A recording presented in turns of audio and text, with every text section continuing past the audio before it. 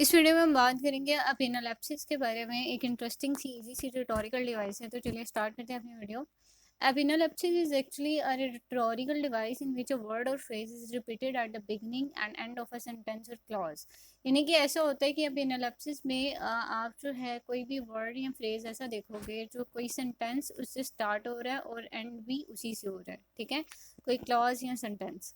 अब ये क्या होता है, ये बेसिकली इसीलिए यूज़ किया जाता है ताकि आप उस वर्ड पे एम्फोसाइज कर सको या अपनी जो रीडर्स हैं उनका उनकी जो अटेंशन जो है उस पॉइंट पे लेके आओ, उस थीम पे लेके आओ और उस पे एम्फोसाइज कर रहे हो।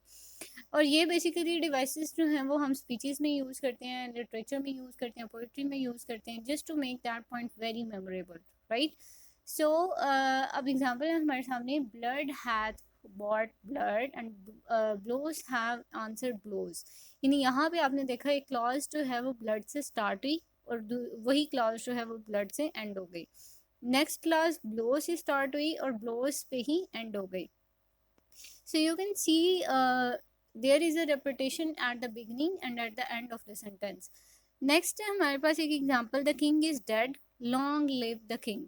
अब यहाँ पे भी किंग से एग्जाम्पल जो है सेंटेंस या क्लास जो है वो स्टार्ट हुई और इसी से एंड हो रही है, right.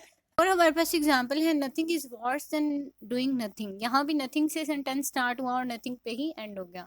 It was interesting and easy concept. If you have any question, any ambiguity, you can ask me in a comment section. So till now, goodbye and take care.